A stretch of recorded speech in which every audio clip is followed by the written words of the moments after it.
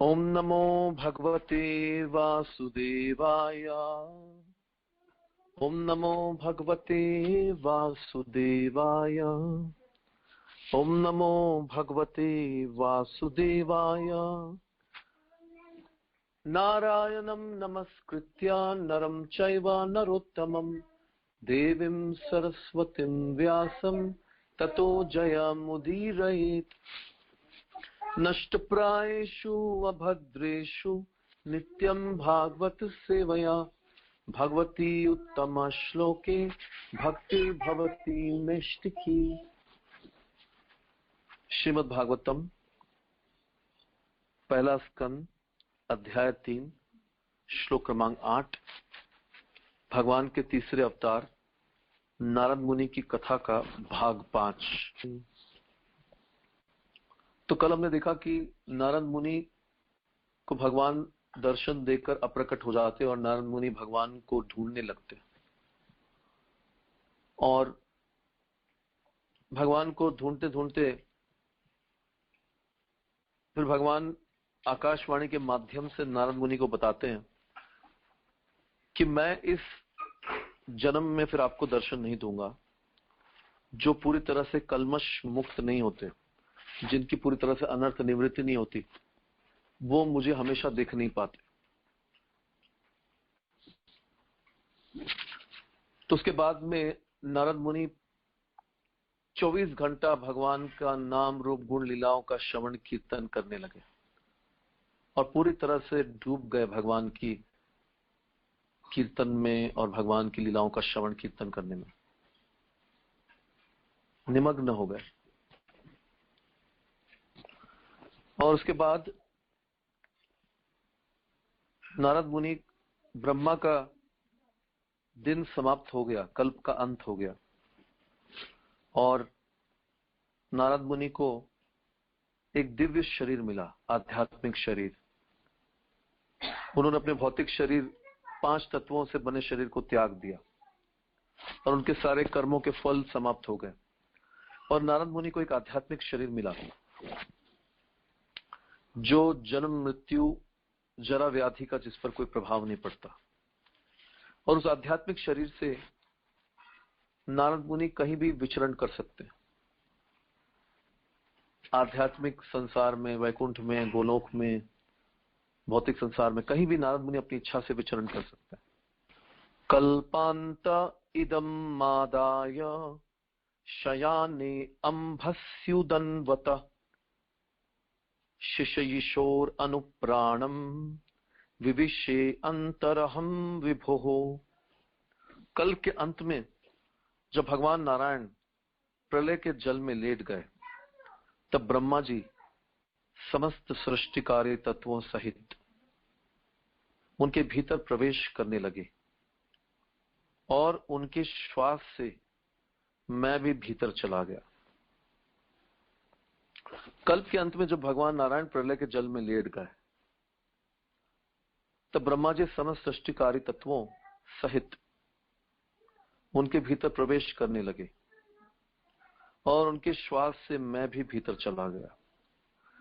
तो नारद ब्रह्मा के पुत्र के रूप में उसी तरह विख्यात हैं जिस तरह भगवान कृष्ण वसुदेव के पुत्र रूप में। भगवान तथा नारद जैसे उनके मुक्त भक्तगण इस संसार में एक ही विधि से प्रकट होते हैं। जैसे कि भगवद गीता में कहा गया है, भगवान का जन्म तथा उनके कार्यकलाप सभी दिव्य होते हैं। अतः प्रामाणिक अभिमत के अनुसार ब्रह्मा के पुत्र के रूप में नारद का जन्म भी दिव्य लीला है। उनका प्राकट्य तथा तिरोधान व्यवहारिक रूप से भगवान के समस्तरीय है। अतः भगवान तथा उनके भक्त दिव्य व्यक्ति के रूप में एक साथ एकमेव तथा भिन्न है, एक ही कोटि की दिव्यता से संबंधित है। तो जब नारद मुनि को दिव्य शरीर मिल गया, तो नारद मुनि ब्रह्मा के पुत्र के रूप में प्रकट हुए। जैसे कई बार भगवान, जैसे हमने देखा कि वराह के रूप में भगवान ब्रह्मा की नाक में से प्रकट हुए। तो कभी कभी भौतिक संसार में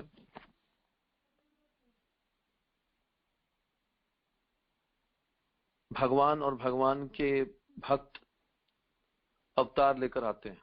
तो नारद मुनि भी यहाँ पर भगवान के तीसरे अवतार हैं। तो नारद मुनि जो है वो शक्ति अवतार है और ये भगवान की भक्ति सिखाते हैं। इनका मेन कार्य, हर अवतार का कोई ना कोई कार्य होता है। जैसे वेद व्यास का काम है कि शास्त्रों की रचना करना, तो वैसे ही नारद मुनि का जो मेन कार्य है भक्ति का प्रचार करना। तो नारद मुनि ब्रह्मा के पुत्र के रूप में प्रकट हुए और जब कल्पांत हो गया तो अभी इनका दूसरा जन्म। तो कल्पांत के समय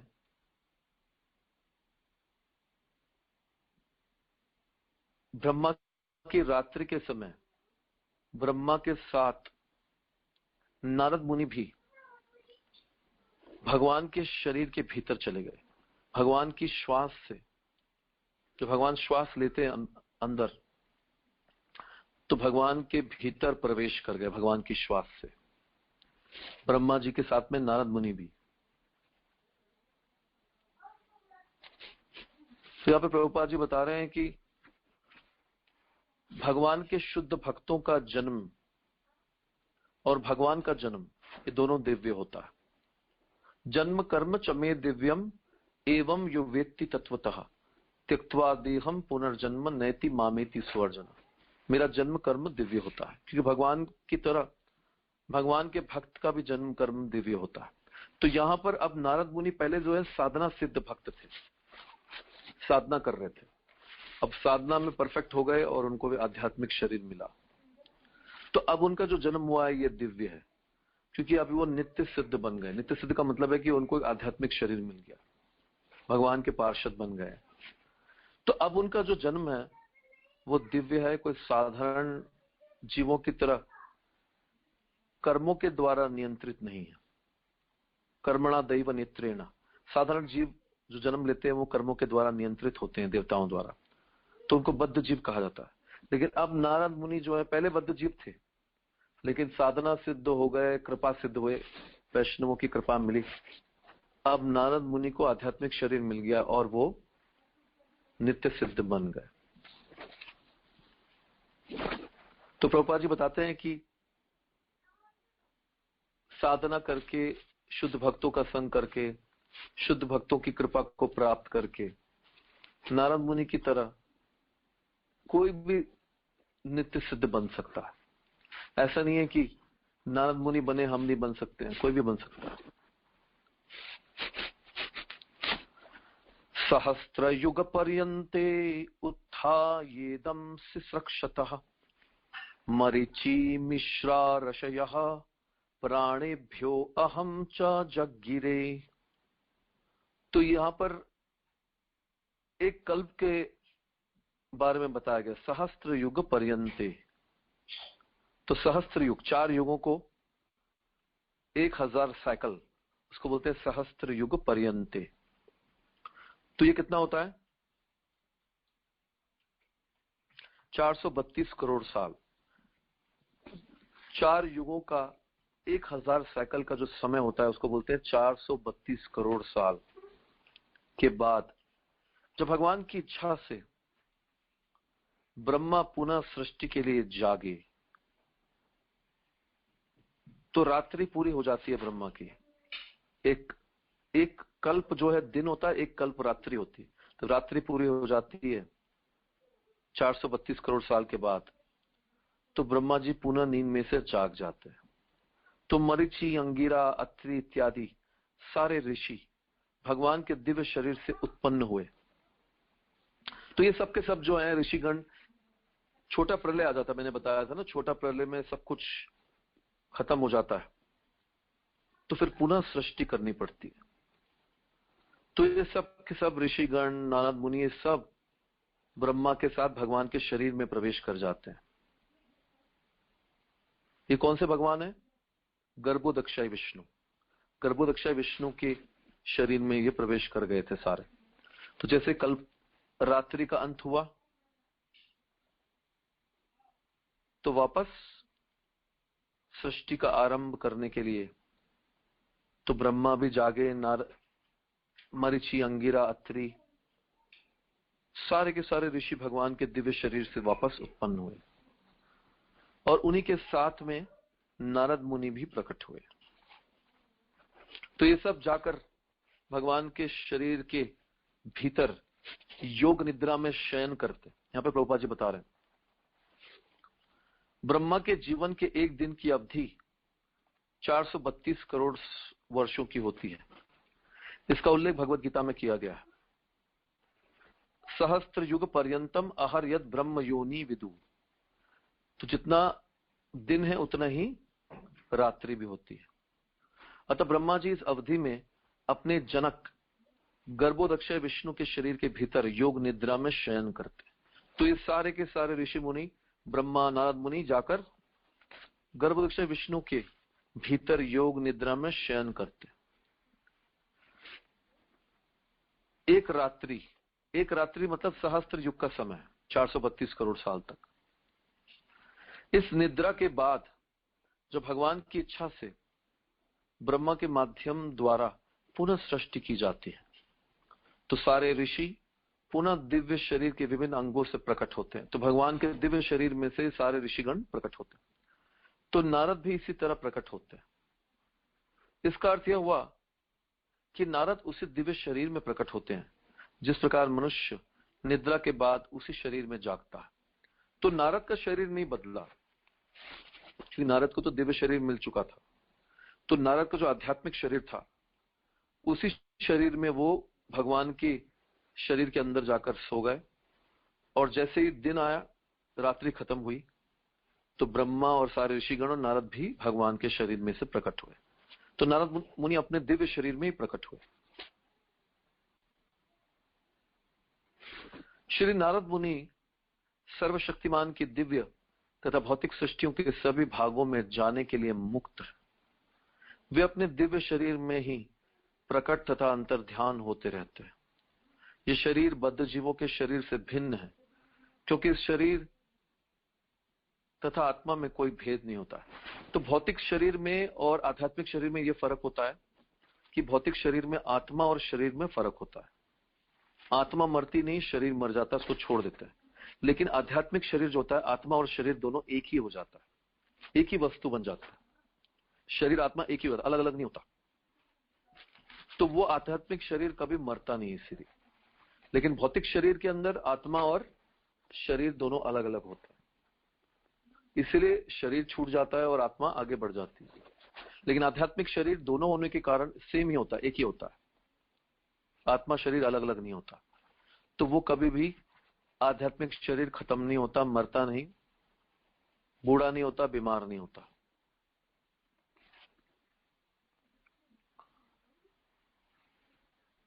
अंतर्बहिश्च लोकान् स्त्रीन् पर्येम्य स्कंदित व्रतः अनुग्रहान् महाविष्णुर् विख्यात गति ही क्वचित।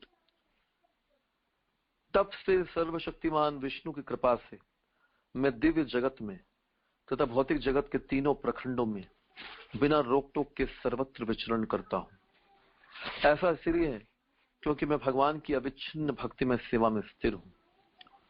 तो नारद मुनि को वीजा मिल गया सारे भौतिक संसारों में, ब्रह्मांडों में और आध्यात्मिक संसारों में विचरण करने का। उनको ऐसा शरीर मिल गया कि वो कहीं पर भी बिना रोक टोक के, उनके पास में डिप्लोमेटिक पासपोर्ट है, ऐसा पासपोर्ट है, ऐसा वीजा मिला है कि वो भगवान की सृष्टि आध्यात्मिक हो या भौतिक सृष्टि, कहीं भी बिना रोक टोक के घूम सकते हैं। कोई इनको कहीं भी वीजा की जरूरत नहीं है, उनके पास में सब कुछ है, हर जगह जाने की परमिशन है। जैसा कि भगवत गीता में कहा गया है कि भौतिक प्रक्षेत्र ब्रह्मांड के 3 प्रखंड है, ऊर्ध्वलोक, मध्यलोक और अधोलोक। ऊर्ध्वलोक के परे अर्थात ब्रह्मलोक के ऊपर ब्रह्मांड के भौतिक आवरण होते हैं और इसके ऊपर चिन्मय आकाश होता है जिसका विस्तार असीम है, जिसमें अपने शाश्वत मुक्त पार्षदों सहित भगवान द्वारा निवसित असंख्य स्वतः प्रकाशित वैकुंठ लोक होते हैं। श्री नारद मुनि इन सभी लोकों में भौतिक एवं दिव्य प्रक्षेत्रों में बिना रोक टोक प्रवेश कर सकते हैं। जिस तरह भगवान अपनी सृष्टि के किसी भी भाग में स्वतः जाने के लिए स्वतंत्र है। भौतिक जगत में सारे जीव भौतिक प्रकृति के 3 गुणों सतोगुण, रजोगुण और तमोगुण से प्रभावित रहते हैं, लेकिन श्री नारद मुनि इन सारे भौतिक गुणों से परे है, अतः वे कहीं भी अबाध रूप से विचरण कर सकते हैं। तो ऐसा नहीं है कि भगवान के जितने भी नित्य सिद्ध पार्षद हैं जो भगवान की लोक में, वैकुंठ में, गोलोक में सेवा कर रहे हैं, वो कभी भी अपनी मर्जी से धरती पे चले जाते हैं, ऐसा नहीं है। भगवान की इच्छा होती है, कोई लीला करनी है या कोई उनको सेवा करनी होती है तो वो धरती पर आते हैं और प्रचार करते हैं और भगवान की लीला में भाग लेते हैं। पर नारद मुनि के लिए स्पेशल सेवा है भगवान की। भगवान के वो ऐसे अवतार हैं जो भक्ति का प्रचार करने के लिए भगवान ने उनको शक्ति प्रदान की है, इससे भगवान की शक्ति अवेश अवतार है। तो भगवान की भक्ति का प्रचार करने के लिए ये शक्ति अवेश अवतार नारद मुनि पूरे ब्रह्मांड में, पूरे आध्यात्मिक संसार में विचरण करते रहते हैं बिना रोक टोक के। तो इनकी सेवा ही है। तो ये ऐसी सेवा जो है और किसी को दी नहीं है भगवान ने। इसलिए हम देखते हैं कि नारद मुनि की कृपा से, उनका संग प्राप्त करके बड़े बड़े पापी जो है वो भक्त बन गए भगवान के। भगवान की कृपा अहेतुकी होती है, अद्वितीय होती है। ऐसी कृपा केवल भगवान के अनुग्रहवश भक्तों द्वारा अनुभव की जाती है। अतः भक्त कभी भी च्युत नहीं होते, लेकिन भौतिकतावादी अर्थात सकाम कर्मी तथा ज्ञानी अपने अपने गुणों से बाध्य होकर च्युत होते हैं। जैसा कि कहा जा चुका है, ऋषिगण नारद की तरह आध्यात्मिक जगत वैकुंठ में प्रवेश नहीं कर सकते, तो बड़े बड़े ऋषिगण भी नारद मुनि की तरह वैकुंठ में प्रवेश नहीं कर सकते। हमने देखा 4 कुमारों की लीला। 4 कुमार जो थे वो ब्रह्म ज्ञानी थे, लेकिन उनको भी वैकुंठ में प्रवेश नहीं मिला। इस तथ्य का उद्घाटन नरसिंह पुराण में किया गया है। मरीचि जैसे ऋषि सकाम कर्म के पंडित हैं तथा सनक एवं सनातन जैसे ऋषि दार्शनिक चिंतन ज्ञान के प्रमाण हैं, किंतु श्री नारद मुनि ही भगवान की दिव्य भक्ति के मूल अधिकारी हैं। तो भक्ति के जो अधिकारी हैं, भक्ति के जो अवतार है, वो नारद मुनि ही हैं। भगवान की भक्ति के सारे बड़े बड़े अधिकारी नारद भक्ति सूत्र के अनुसार नारद मुनि के चरण चिन्हों का अनुसरण करते। अतः भगवान के सारे भक्त भगवान के राज्य वैकुंठ में बिना किसी हिचक के प्रवेश करने के पात्र होते हैं। देवदत्ताम इमाम वीणाम स्वर ब्रह्म विभूषिताम मूर्छयित्वा हरि कथाम गायमानाश्चरम चराम्यहम। देवदत्ताम इमाम वीणाम स्वर ब्रह्म विभूषिताम मूर्छयित्वा हरि कथाम गायमानश्चराम्यहम। और इस तरह मैं भगवान की महिमा के दिव्य संदेश का निरंतर गायन करते हुए और इस वीणा को झनकृत करते हुए विचरण करता हो रहता हूं, जो दिव्य ध्वनि से पूरित है, जिसे भगवान कृष्ण ने मुझे दिया था। तो यहां पर लिंग पुराण में बताया गया है कि नारद मुनि को भगवान कृष्ण द्वारा ये तार युक्त वाद्य यंत्र वीणा दी गई थी। इसकी पुष्टि जीव गोस्वामी करते हैं, हमारे आचार्य जीव गोस्वामी। यह दिव्य वाद्य भगवान श्री कृष्ण तथा नारद जी से अभिन्न है, क्योंकि ये सभी एक ही दिव्य कोटि के हैं। इस वाद्य द्वारा झनकृत ध्वनि कभी भौतिक नहीं हो सकती। अतएव नारद के इस वाद्य द्वारा प्रसारित महिमा तथा लीलाएं भी दिव्य हैं। उनमें भौतिकता का जरा भी उन्माद नहीं। तो ये जो 7 सप्त स्वर है जिससे सारी रागिनी और राग बने, तो ये नारद की वीणा से ही प्रकट हुए। तो इस सप्त स्वर है, इसका नाम है, सबसे पहला जो है वो षडज कहलाता है। हम उसको स बोलते हैं, सा रे गा मा। तो ये पहला वाले का नाम है षडज, श। दूसरा है ऋषभ। तीसरा है गा, सारे गा, गांधार। म जो है वो मध्यम है, सा शा रे गा मा मध्यम। प पंचम। ध धैवत तथा नी निषाद। तो ये सातों सप्त स्वर जो है बहुत दिव्य हैं और ये विशेष रूप से दिव्य गीतों के लिए बने हैं। तो असलियत में ये सात सप्त स्वर शा र गा म प ध नी, श मतलब षडज, र मतलब ऋषभ, गा मतलब गांधार, म मतलब मध्यम, प मतलब पंचम, ध मतलब धैवत और नी मतलब निषाद। तो ये सप्त स्वर भगवान विष्णु और कृष्ण की दिव्य गीतों द्वारा, उत्तम श्लोकों द्वारा गुणगान करने के लिए ये सप्त स्वर नारद मुनि की वीणा से प्रकट हुए और इन्हीं से सारी राग रागनियां बनी। तो टोटल राग होते हैं, प्रभुपाद जी एक जगह पर बताते हैं 10वें स्कंद में कि टोटल राग होते हैं 84 लाख राग। जैसे 84 लाख योनियां होती हैं, वैसे 84 लाख राग भी होते हैं। और भगवान कृष्ण की ये गोपियां वृंदावन में, ब्रज में सबसे उत्तम 16,000 रागों द्वारा भगवान कृष्ण की गुणगान करती थी। भगवान कृष्ण का कीर्तन करके इन 16,000 रागों द्वारा, उत्तम रागों द्वारा गुणगान किया करती थी गोपियां। तो ये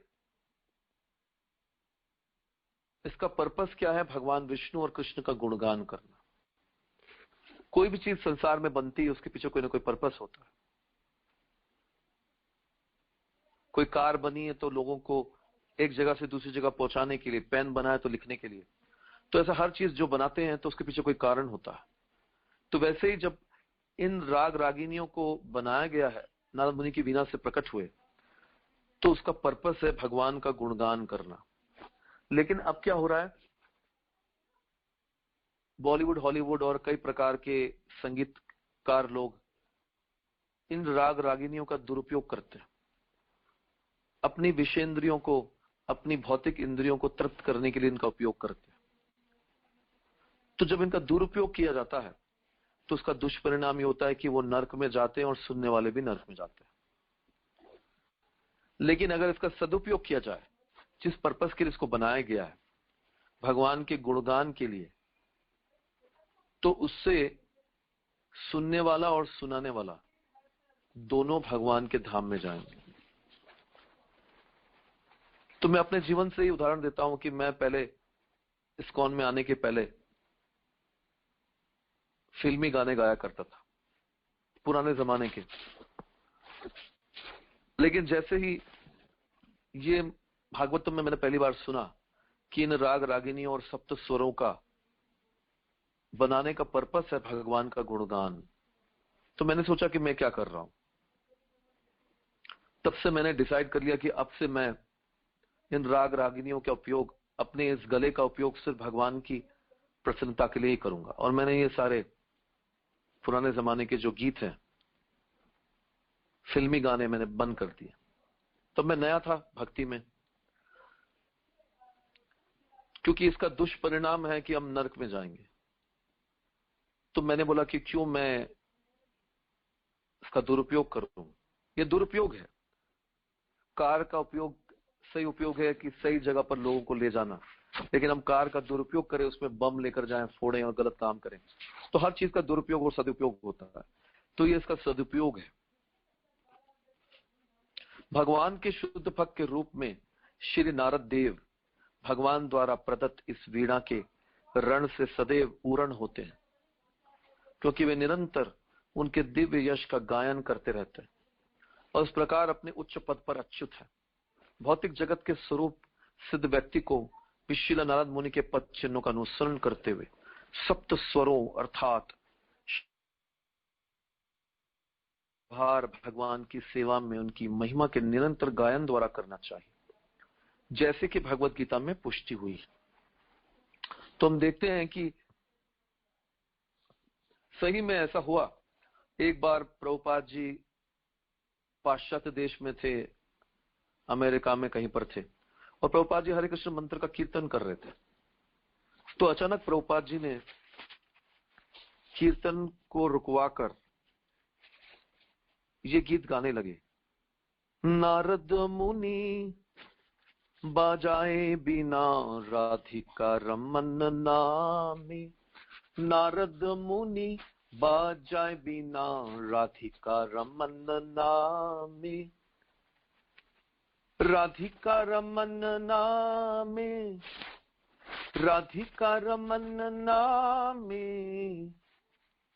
नाम अमानी उदित होय भक्त गीता सामे, आमी आधार बारिश घना श्रवण युगल गिया, भक्ति जना सघनी नाचे बोरिया अपन हिया, नारद मुनि बाजाय बिना राधिका रमन नामी, माधुरी पूरा आसव पाशी माताएं जगत जाने, के होवा कांदे के होवा नाचे, के हो माते मने माने, पंचवदन नारदी धोरी प्रेमेरा सघन रोलो, कमलासना नाचिया बोले बोलो बोलो हरि बोलो, सहस्र नाना परम सुखी हरि हरि बोली गाया, नाम प्रभावे मातिलो विश्व नाम पे पाया, श्री कृष्ण नाम रसन स्फूरी पूरा लो अमर आशा, श्री रूप पादे याचाई भक्ति विनोद दासा, नारद मुनि बाजाय बिना राधिका रमन नामी। तो ये गीत प्रभुपाद जी गाने लगे। तो प्रभुपाद के शिष्य पूछने लगे कि अचानक आपने हरे कृष्ण बंद करवा के नारद मुनि का ये गीत क्यों गा रहे हैं? तो प्रभुपाद जी बताते हैं क्योंकि नारद मुनि आ गए हैं। प्रभुपाद जी के कीर्तन के बीच में नारद मुनि प्रकट हो गए। तो शिष्य पूछने लगे कि नारद मुनि क्या कर रहे हैं इस समय? तो प्रभुपाद बताते हैं कि नारद मुनि जो है बहुत हंस रहे हैं, बहुत प्रसन्न हो रहे हैं, उनके चेहरे पर मुस्कान है। वो ये देखकर प्रसन्न हो रहे हैं कि देखो यवन, इतने गिरे हुए यवन लोग, पाश्चात्य देश के लोग प्रभुपाद जी का संग करके, शुद्ध भक्तों का संग करके, हरे कृष्ण मंत्र का कीर्तन करके सब नृत्य कर रहे हैं। तो नारद मुनि बहुत प्रसन्न हो रहे हैं आप सबको देखकर, आपके कीर्तन को देखकर, कि कलयुग में किस प्रकार से इतने गिरे हुए लोग भी भगवान के कृष्ण के कीर्तन में भाग ले रहे हैं श्रील प्रभुपाद जी की कृपा से। तो लाइव नारद मुनि आए और नारद मुनि बहुत प्रसन्न हुए भक्तों को देखकर। तो ये गीत जो है नारद मुनि के बारे में कि नारद मुनि वीणा बजाकर राधिका रमन कृष्ण का कीर्तन कर रहे हैं, ये भक्ति विनोद ठाकुर देख रहे हैं अपनी आंखों से। भक्ति विनोद ठाकुर ऐसे आचार्य हमारी परंपरा में जो देखते थे वही गीतों में लिखते थे। यहाँ पर कोई भी स्पेकुलेशन नहीं है। भक्ति विनोद ठाकुर भी नारद मुनि की तरह नित्य सिद्ध भक्त है, जो भगवान के लोक से नारद मुनि की एक मंजरी है, भगवान कृष्ण की, राधा रानी की एक मंजरी है, इनका नाम है कमल मंजरी। तो ये कमल मंजरी है और ये साक्षात भगवान की लीलाएं देखती है। तो ये नारद मुनि का कीर्तन देख रहे हैं भक्ति विनोद ठाकुर। एक गीत में बता रहे हैं, एक बार नारद मुनि अपनी वीणा में राधिका रमन का कीर्तन करने लगे, कृष्ण का कीर्तन। तो जैसे ही नारद मुनि अपनी वीणा में भगवान कृष्ण का राधिका रमन का कीर्तन करने लगे, तो कीर्तन के मध्य में राधिका रमन प्रकट हो गए। सारे भक्तों के बीच में, कीर्तन के बीच में भगवान कृष्ण खुद प्रकट हो गए, राधिका रमन। अमीय धार बरिश घना श्रवण युगल गिया, भक्त जगना सघने नाचे भोरिया अपन हिया। जैसे वर्षा का बादल बारिश करता है और बारिश की बूंदें हम पर गिरती है, वैसे ही वर्षा के बादल की तरह नारद मुनि का जो कीर्तन का जो बादल है, वो शुद्ध अमृत की धारा, अमृत धारा, बारिश घना श्रवण युगल गिया, लोगों के, भक्तों के कानों में अमृत की बारिश करने लगा। मतलब लोगों के कानों में जब नारद मुनि के कीर्तन की अमृत धारा पहुंचने लगी तो उनको ऐसा लगा कि अमृत बरस रहा है हमारे कानों में, तो उनका कीर्तन जो अमृत की तरह लगने लगा। और सारे भक्त नाचने लगे भाव में आकर, पूरे अपने हृदय से वो नाचने लगे सारे भक्त। और जैसे ही ये अमृत की धारा की बारिश होने लगी तो पूरे ब्रह्मांड के लोग पागल हो गए और इस प्रेम की धारा बारिश से सबके सब ब्रह्मांडों के जीव पागल हो गए पूरी तरह से। जैसे कोई व्यक्ति नशे में आ जाता है वैसे कुछ लोग रोने लगे भाव में आकर, कुछ नृत्य करने लगे और कुछ तो पूरी तरह से भगवान के नाम में ही डूब गए। पंचवदन नारद धोरी प्रेमेर सगर गुरोलो, कमलासन नाचिए बोले बोलो बोलो हरि बोलो। पंचमुखे शिवजी जो 5 मुख, शिवजी के 5 मुख होते हैं, तो 5 मुख से शिवजी जो है नारद मुनि को गले लगाने लगे। पंचमुखा शिवजी नारद मुनि को गले लगाते हैं और जोर जोर से चिल्लाने लगे और नारद मुनि भी और ब्रह्मा जी भी नाचने लगे। शिवजी जो है भाव में आकर जोर जोर से चिल्लाने लगे नारद मुनि के साथ में, उनको गले लगाने लगे और ब्रह्मा नाचने लगे और जोर जोर से बोलने लग गए हरि बोल हरि बोल, ये ब्रह्मा जी बोल रहे हैं। और अनंत शेष जिसके ऊपर ये पूरा ब्रह्मांड टिका हुआ है, अनंत शेष के 1000 मुख होते हैं। तो अनंत शेष जो है वो परम आनंदित हो गए और जोर जोर से अपने सारे मुखों से बोलने लगे हरि हरि हरि हरि हरि हरि। और इस आध्यात्मिक कीर्तन के कारण, नारद मुनि के कीर्तन के कारण पूरा ब्रह्मांड पागल की तरह भाव में आ गया और सब इस रसामृत का पान करने लगे। भक्ति विनोद ठाकुर बोलते हैं कि कृष्ण के इस कीर्तन ने मेरी सारी इच्छाओं को पूर्ण कर दिया है।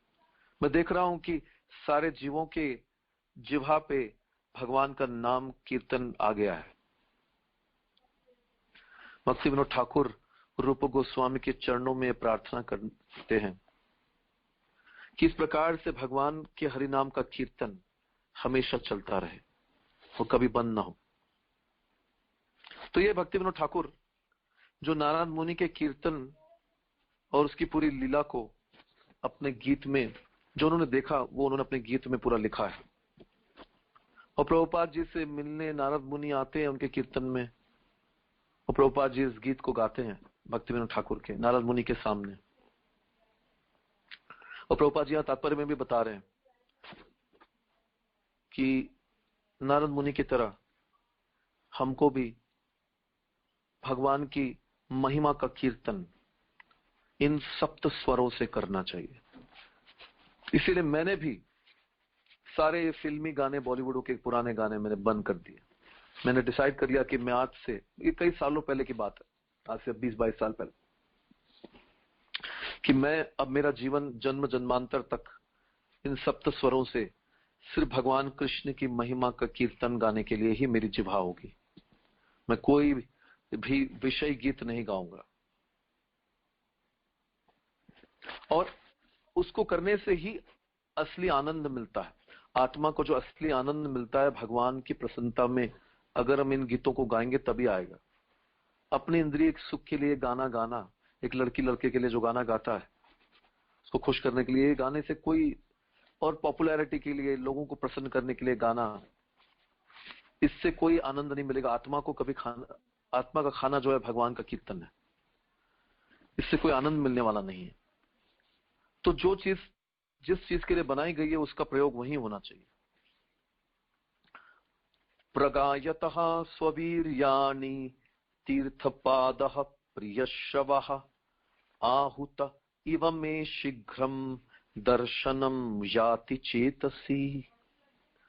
जो ही मैं भगवान श्री कृष्ण की सुमधुर महिमा की पवित्र लीलाओं का कीर्तन करना प्रारंभ करता, त्यों ही वे मेरे हृदय स्थल में प्रकट हो जाते हैं, मानो उनको बुलाया गया हो। तो नारद मुनि जो है भगवान के शुद्ध भक्त हैं, उनका कीर्तन भी शुद्ध कीर्तन होता है। जब वो कीर्तन करते हैं तो भगवान कीर्तन के मध्य में राधिका रमन प्रकट हो जाते हैं। भक्ति विनोद ठाकुर बता रहे हैं गीत में कि भगवान कीर्तन के मध्य में प्रकट हो जाते हैं। हमारे कीर्तनों में और नारद मुनि के कीर्तन में फर्क है। तो भगवान का कीर्तन कैसे गाना चाहिए, एक प्रवचन में हिज होलीनेस गौर गोविंद महाराज बताते हैं। बोलते कई लोग जो है कीर्तन करते हैं प्रोफेशनल, जैसे प्रोफेशनल कथाकार होते हैं पैसे के लिए करते हैं, ऐसे कई प्रोफेशनल गायक भी होते हैं। वो पैसा लेते हैं लाखों करोड़ों रुपए और गाते हैं भगवान के भजन। कई ऐसे भजन सिंगर हैं, वो भजन को भी उन्होंने प्रोफेशन बना लिया, लेकिन उनके जीवन में उनका कोई कैरेक्टर नहीं होता। वो नशा करते हैं, मदिरा पीते हैं, कई स्त्रियों का संग करते हैं, कैरेक्टरलेस लोग हैं, लेकिन गाते हैं भगवान के भजन, लेकिन उनके जीवन में कोई बदलाव नहीं, वो भगवान की भक्ति नहीं करते। तो ऐसे लोगों से भजन नहीं सुनना चाहिए। भगवान के शुद्ध भक्तों से ही भजन सुनना चाहिए, जिनको भगवान के बारे में, तत्व के बारे में पूरा पता हो। और हमको वही गीत गाने चाहिए जो आचार्यों ने लिखे हैं, जैसे भक्ति विनोद ठाकुर जैसे आचार्य, नारद मुनि जैसे, जो नित्य सिद्ध भक्त। अब आपको पता चल गया नित्य सिद्ध कौन है। नित्य सिद्ध वो होते हैं जिनका आध्यात्मिक शरीर होता है और जो भगवान के पार्षद है भगवान के लोक में, जो सिर्फ भगवान के साथ लीला करने धरती पर आते हैं, वो हमारी तरफ बद्ध नहीं है। तो नारद मुनि अभी नित्य सिद्ध बन गए। तो ऐसे नित्य सिद्ध भक्तों के द्वारा लिखे गए भजनों को, ऐसे नित्य सिद्ध भक्त बहुत हुए हमारी परंपरा में। जैसे भक्ति विनोद ठाकुर है ना, ऐसे ही हमारी परंपरा में कई है। नरोत्तम दास ठाकुर भी ऐसे एक नित्य सिद्ध भक्त थे, जिन्होंने कई कई गीत लिखे भगवान कृष्ण की लीलाओं पर। तो उनके गीत गाना चाहिए। भाषा से कोई प्रॉब्लम नहीं है, बंगाली में हो या संस्कृत में हो, भाषा कोई भी हो, जिन गीतों में भगवान का प्रेम हो, भगवान की अंतरंगा शक्ति हो, भगवान का साक्षात्कार हो, जिन गीतों को ऐसे आचार्यों ने लिखा है जिन्होंने भगवान की लीलाओं को देखा है। जैसे जयदेव गोस्वामी भी वही गीत लिखते थे जो भगवान की लीलाओं को देखते थे, जिन्होंने दशावतार स्तोत्र लिखा है। प्रलय पयुधि जले धृतवान् शिवेदम विहिता वहित्रा चरित्रम अखेदम केशवधृता मीन शरीरा जय जगदीश हरे जय जगदीश हरे जय जगदीश हरे। तो जो प्रलय की लीला है, इस पहले पद में जयदेव गोस्वामी वर्णन करते। तो ऐसे जयदेव गोस्वामी ने कई कई गीत लिखे। तो ये आचार्य जो है भगवान की लीलाओं को देखते हैं और लिखते हैं। तो ऐसे जयदेव गोस्वामी ने बहुत सारे गीत लिखे। तो ऐसा कुछ नहीं है कि ये संस्कृत में या बंगाली में तो उनको गाना मुश्किल है, ऐसा कुछ भी नहीं है। बाहर कंट्री के लोग प्रभुपाद जी का संग करके ये संस्कृत और बंगाली गीत सीख गए, तो हम क्यों नहीं सीख सकते। जयदेव गोस्वामी का एक और गीत है, श्रीता कमला कुच मंडलाही शीता कमला कुच मंडलाही धृत कुंडलाए धृत कुंडला कलिता ललिता वनमाला, धृत कुंडला कलिता ललिता वनमाला, जय जय देव हरे, जय जय देव हरि। दीनमणि मंडल मंडनाहि, भवखंडना मुनिजना मानस हमसा, जय जय देव हरे, जय जय देव हरि। तो ऐसे महान महान भक्त हुए हैं जो भगवान की लीलाओं के ऊपर कई कई गीत लिखे उन्होंने, और ऐसे 2-3 हजार गीत हैं हमारी परंपरा में आचार्यों के द्वारा लिखे गए। तो उन्हीं गीतों को गाना चाहिए, क्योंकि उन्होंने भगवान को देखा है, भगवान की लीलाएं हैं, उसमें भगवान का साक्षात भगवान की शक्ति है, अंतरंग शक्ति। उनको गाने से ही हमारे जीवन में परिवर्तन आएगा, ट्रांसफॉर्मेशन होगा। नहीं तो क्या होगा कि ऐसे गीतों को हम गाएंगे जो साधारण लोगों ने लिखे हुए हैं, और उससे हमारे जीवन में कोई परिवर्तन नहीं आएगा, सिर्फ एंटरटेनमेंट होगा। प्रभुपाद जी बोलते हैं किसी को अधिकार नहीं है गीत लिखने का भगवान की लीलाओं पे, अगर उसने भगवान को देखा नहीं है तो। अगर भगवान की लीलाओं को नहीं देखा है, उसने भगवान का साक्षात्कार नहीं किया है, तो ऐसे लोगों को कोई अधिकार नहीं है भगवान की लीलाओं पे स्पेकुलेशन करके अपनी मन मर्जी से कोई भी गीत लिखे। परम पूर्ण भगवान अपने दिव्य नाम रूप लीलाओं तथा उनकी शब्द ध्वनियों से भिन्न नहीं है। जो ही शुद्ध भक्त उनके नाम रूप तथा लीलाओं का श्रवण कीर्तन तथा स्मरण करते हुए शुद्ध भक्ति में लग जाता है, त्यों ही भगवान आध्यात्मिक दृष्टपटल टेलीविजन के द्वारा शुद्ध भक्त के हृदय रूपी दर्पण पर अपना प्रतिबिंब उसकी दिव्य आंखों के सामने दिखलाते। अतएव शुद्ध भक्त जो भगवान से दिव्य प्रेमा भक्ति के कारण जुड़ा रहता है, प्रतिक्षण भगवान की उपस्थिति का अनुभव कर सकता है। यह सहज मनोविज्ञान है कि प्रत्येक व्यक्ति दूसरे व्यक्ति के मुख से अपने यश का वर्णन सुनकर आनंदित होना पसंद करता है। यह सहज स्वभाव है, और भगवान भी अन्यों की भांति एक व्यक्तित्व होने के कारण इस मनोविज्ञान से अलग नहीं है।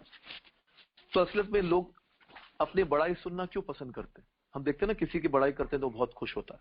तो ये कहां से आया? जन्माद्यस्य यतोह अन्वयात। तो हर चीज का जन्म भगवान से होता है। तो इसलिए भगवान को भी अपनी बड़ाई पसंद है, इसीलिए तो सब लोगों को पसंद है, क्योंकि हम उनके अंश हैं, हमारे अंदर भी ये पाया जाता है। तो जब हम भगवान का गुणगान करते हैं तो भगवान बहुत आनंदित होते हैं। अंतर इतना है कि भगवान एक सर्वश्रेष्ठ पुरुष है और अपने समस्त कार्यों में अलौकिक है। अतः यदि शुद्ध भक्त द्वारा अपने यश के गायन से भगवान आकृष्ट होते हैं तो इसमें कोई विस्मय नहीं होना चाहिए। लेकिन जब भौतिक संसार के लोगों का गुणगान करते हैं तो उनके अंदर वो गुण नहीं होते, उनके कार्य अलौकिक नहीं होते। लेकिन भगवान के कार्य जो है अलौकिक है। लेकिन हमको भगवान के भक्तों का गुणगान करना चाहिए, क्योंकि भगवान के भक्तों का गुणगान तो भगवान को भी पसंद है। इसलिए अभी हम नारद मुनि का गुणगान कर रहे हैं। ये पूरा जो कथा चल रही है, नारद मुनि जो भगवान के अवतार, भगवान के नित्य सिद्ध भक्त हैं, उनका गुणगान चल रहा है। क्योंकि नारद मुनि जैसे भक्त की कृपा से ही भगवान मिल सकते हैं। और प्रभुपाद जी का कंपैरिजन प्रभुपाद के शिष्यों ने नारद मुनि से किया है। जैसे नारद मुनि एक परिव्राजकाचार्य हैं, प्रभुपाद जी के शिष्य बोलते हैं प्रभुपाद भी इस मॉडर्न वर्ल्ड के, इस कलयुग के नारद मुनि की तरह है। श्रील प्रभुपाद जी ने 14 बार परिक्रमा की पूरे पृथ्वी की 12 साल में, और पूरी पृथ्वी में हजारों लाखों लोगों को भगवान की भक्ति प्रदान की। तो यही तो काम नारद मुनि करते हैं। तो नारद मुनि से कम तो नहीं है प्रभुपाद। इसलिए प्रभुपाद जी को भी प्रभुपाद के शिष्यों ने शक्ति आविश अवतार घोषित किया कि प्रभुपाद जी भी एक शक्ति आविश अवतार है नारद मुनि की तरह। क्यों? क्योंकि भगवान की शक्ति के बिना इतने पृथ्वी में प्रचार कर पाना, इतने लोगों के हृदय में बदलाव करना पॉसिबल नहीं है। कृष्ण शक्ति बिना ना ही तार प्रवर्तन, कृष्ण की शक्ति के बिना कोई इतने लाखों लोगों को भक्त बना ही नहीं सकता, लोगों के जीवन में परिवर्तन नहीं ला सकता। तो प्रभुपाद जी भी शक्ति अवतार है भगवान के, जिनको स्पेशल शक्ति मिली है, जिसके कारण वो पूरे पृथ्वी में प्रचार कर सके। चैतन्य महाप्रभु के वचनों को सत्य किया प्रभुपाद जी ने। पृथ्वी आते नगरादि ग्राम सर्वत्र होइबे मोर नाम प्रचार। पृथ्वी के हर नगर ग्राम में भगवान कृष्ण के नाम का प्रचार होगा। तो ये तो अभी हो रहा है, अभी पूरा हुआ नहीं है, चल रहा है, पर पृथ्वी के हर जगह पर हरे कृष्ण महामंत्र गूंज रहा है, जो इस गीत में भक्ति विनोद ठाकुर देख रहे थे। तो ये नारद मुनि के ही तो रिप्रेजेंटेटिव है प्रभुपाद, जिनके माध्यम से भक्ति विनोद ठाकुर का ये गीत सच हो रहा है कि पूरे पृथ्वी में हर कंट्री से के लोगों के जिह्वा से हरे कृष्ण महामंत्र निकल रहा है। अब किसी भी कंट्री का कीर्तन हम सुनेंगे, यूट्यूब में लिखेंगे कि ये कंट्री का हरे कृष्णा, तो आपको दिखेगा वहां कंट्री के लोग जो है कीर्तन कर रहे हैं हरे कृष्ण का। हर जगह पर हरे कृष्ण महामंत्र गूंज रहा है। तो जहां पर भी भगवान का शुद्ध कीर्तन होता है,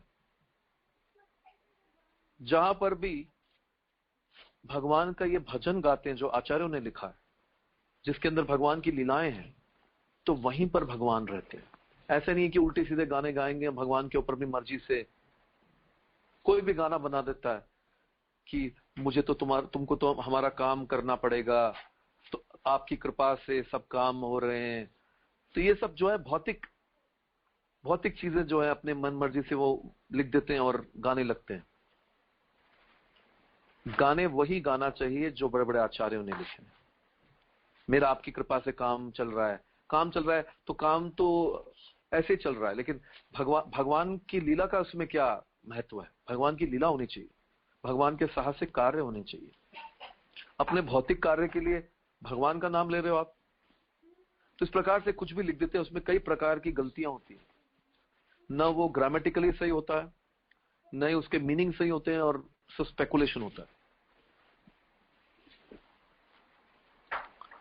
यह मेरा निजी अनुभव है कि जो लोग विषय वस्तुओं से संपर्क की इच्छा रखने के कारण सदैव चिंताग्रस्त रहते हैं, वे भगवान की दिव्य लीलाओं के निरंतर कीर्तन रूपी सर्वाधिक उपयुक्त नौका पर चढ़कर अज्ञान रूपी सागर को पार कर सकते हैं। तो नारद मुनि बता रहे हैं वेद व्यास को कि अज्ञान रूपी सागर को भगवान की दिव्य लीलाओं का निरंतर कीर्तन रूपी नाव में बैठकर हम आसानी से पार कर सकते हैं। इसलिए अपनी चिंताओं को दूर करना है तो सबसे अच्छा तरीका है भगवान की लीलाओं का कीर्तन सुनना और सुनाना। गीतों के माध्यम से, कथा के माध्यम से, नाम के माध्यम से, यही करना चाहिए। जीव का लक्षण है कि वह थोड़े समय के लिए भी मौन नहीं रह सकता, वह कुछ न कुछ करता रहता है, कुछ न कुछ सोचता है, बोलता है। सामान्य रूप से भौतिकतावादी लोग ऐसे विषयों के बारे में सोचते रहते हैं, बोलते रहते हैं जो उनकी इंद्रियों को तुष्ट करने वाले होते हैं। क्योंकि ये सारी बातें बहिरंग शक्ति के प्रभाव में की जाती है, अतः इंद्रियों के कार्यों से उन्हें कोई संतुष्टि नहीं मिल पाती। तो जब हम भौतिकता चीजों की बात करते हैं, भौतिक संसार की बातें करते हैं, तो हमारे इंद्रिय जो है, इंद्रिय तुष्ट नहीं हो पाती और हमारा मन जो है वो अशांत हो जाता है। तो शांति नहीं मिलती, सुख नहीं मिलता और अशांति मिलती है। इसीलिए अपने मन और बुद्धि को हमेशा कीर्तन में और भगवान की कथाओं में और गीतों में लगाना चाहिए। नास्ति बुद्धिर युक्तस्य न चायुक्तस्य भावना न च भावयत शांति अशांतस्य कुत सुखम। जिसकी बुद्धि और मन मुझ में नहीं लगा हुआ है, युक्त नहीं, युक्त मतलब लगा हुआ नहीं है, वो बुद्धि और मन हमेशा अशांत रहेगा, और जहां पर अशांति होगी वहां पर सुख नहीं हो सकता। तो भौतिक चीजों में जब हम मन को लगाते हैं तो भौतिक चीजें जो है वो अशांत वस्तु है। भगवान की लीला, भगवान की कथा, भगवान का नाम शांत वस्तु है। तो जैसे ही हम भगवान में अपनी बुद्धि और मन को लगाते हैं, मन शांत हो जाता है और आनंदित हो जाता है, चिंताओं से रहित हो जाता है। तो ये चीजें जो है, भौतिक संसार की चीजें मनुष्य को तुष्टि, शांति और आनंद, सुख प्रदान नहीं कर सकती। सिर्फ भगवान का नाम, कीर्तन, भगवान की कथा, भगवान की लीला का श्रवण कीर्तन ही शांति और आनंद प्रदान कर सकता। ये नारद मुनि बता रहे हैं। तो अपनी विषय वस्तु को बदलना होगा। हम भौतिक संसार के विषयों के बारे में सुनते हैं, तो भगवान की कथाओं के बारे में सुनो। भौतिक संसार की बातों को, इधर उधर की बातों को सुनने के बजाय, ये सास बहू के जो सीरियल चलते रहते हैं, जो आजकल बहुत पॉपुलर हो रहे हैं, सास बहू के सीरियल, ये वो कई चीजें सीरियलों को दिखाया जाता है, तुम अपना टाइम वेस्ट करते। कई बार भक्त लोग भी इन सब चीजों में टाइम बर्बाद करते हैं, मूवियां देखते रहते हैं। उन मूवियों में कोई भगवान की भक्ति के बारे में कुछ नहीं होता, कोई प्रेरणा नहीं होती, सिर्फ एंटरटेनमेंट के नाम पर 4 नियम टूटते हैं। एक बार मैं ट्रेन में ट्रेवल कर रहा था, तो एक बहुत बड़ा रेसलर, कुश्ती लड़ने वाला, एशिया का नंबर 1 चैंपियन मेरे साथ था। तो उन्होंने देखा, मेरे पास आया कीर्तन सुनने के बाद, तो मैंने बताया कि बॉलीवुड की मूवियां नहीं देखनी चाहिए। तो उसने मुझसे प्रश्न किया कि क्यों नहीं देखनी चाहिए। तो मैंने उनको प्रश्न किया कि हमारे धर्म में एक इंसान बनने के लिए 4 नियम का पालन करना होता है। पराई स्त्री का संग नहीं करना, नशा नहीं करना, जुआ नहीं करना, मांस मछली अंडे का सेवन नहीं करना। एक अच्छा इंसान बनने के लिए जरूरी है। तो ये 4 चीजों को बढ़ावा दिया जाता है इन मूवियों में। तो हमको क्या प्रेरणा देती है ये मूवियां? अगर ये भक्ति के बारे में सिखाती हैं तो आप देखिए, मैंने बोला 1960 की जो मूवियां आप देखो, पुरानी मूवियां जो है 1960-70 की, उनमें सब भगवान की लीलाओं के ऊपर मूवियां बनती थी। लेकिन अब ये सब 4 नियम तोड़ने की बात है, उल्टी सीधी चीजें दिखाई जाती हैं। टाइटल भी फिल्मों के ऐसे होते हैं कि जो हमको इंसान से राक्षस बनाते हैं। तो मैंने क्या प्रेरणा मिल रही है आपको इससे? तो वो चुप हो गए, एक भी उसके बाद जवाब नहीं। उसके बाद चुप हो गए, वो कोई जवाब नहीं था। तो यही है। तो अपनी विषय वस्तु को बदलना होगा, अपनी विषय वस्तु को भगवान से संबंधित बनाना होगा। अगर हम कोई बातें करते हैं तो भगवान की लीला के बारे में बात करें, भगवान की कथा के बारे में बात करें। अगर हम कुछ गाते हैं तो भगवान की कीर्तन और भगवान के जो गीत है आचार्यों ने लिखे हैं उनको गाएं, भगवान के नाम कीर्तन करें। अगर हम कुछ सुनते हैं तो भगवान के बारे में सुने। अगर हमको म्यूजिक सुनने का शौक है तो भगवान की कीर्तन को सुने। कई भक्तों ने इस्कॉन में भगवान के कीर्तन, भगवान के भजन गाए हुए हैं, जो परंपरा में आचार्यों के लिखे हुए गीत हैं, उनको सुनना चाहिए। तो अपने विषय वस्तु को बदलना होगा, तभी जो है हमारा मन शांत होगा। प्रभुपाद भी लिख रहे हैं, उसे चाहिए कि वह मर्त्य मनुष्य की राजनीति की चर्चा न चलाकर स्वयं भगवान द्वारा संचालित राजनीति की चर्चा चलाए। अगर आपको राजनीति का बहुत शौक है तो भगवान की महाभारत में जो राजनीति भगवान ने की है राक्षसों के साथ, भक्तों के साथ, वो राजनीति को सुनो कि भगवान कैसे बुद्धिमानी से कौरवों को हरा देते हैं। तो राजनीति सुनो, भगवान के बारे में सुनो। अगर आपको सिनेमा पात्रों के कार्यकलापों में रुचि है तो भगवान कृष्ण, आपको हीरो हीरोइन में रुचि है, प्रभुपाद बोलते हैं, तो अपने हीरो हीरोइन को बदलो। हमारे जो हीरो है वो कृष्ण है और राधा रानी जो है वो हीरोइन है। ये गोपियां सारी हीरोइन है। तो इन गोपियों की, राधा रानी की और कृष्ण की लीलाओं को सुनो, अपने हीरो हीरोइन को बदलो, भगवान की इनके साथ जो लीलाएं हैं उनको सुनो। सर्वशक्तिमान भगवान अपनी अहेतु की कृपावश पृथ्वी पर अवतरित होते हैं और संसारी पुरुषों की ही भांति अपने कार्य दिखलाते हैं, लेकिन साथ ही वे होते अद्वितीय हैं। तो भगवान धरती पर आते ही इसलिए, ये भगवान सारी लीलाएं इसलिए करते हैं जैसे हम भगवान की लीलाओं के कीर्तन और उनकी कथाओं को सुने और इन सब बॉलीवुड हॉलीवुडों से आकर्षित ना हो, भौतिक संसार की विषय की बातों से आकर्षित ना हो, हम नरक में न सड़े, भगवान की कथाओं से, भगवान से आकर्षित होकर भगवान की लीलाओं का श्रवण कीर्तन करके भगवान के धाम में पहुंच सके। तो भगवान के आने का पर्पस ही यही है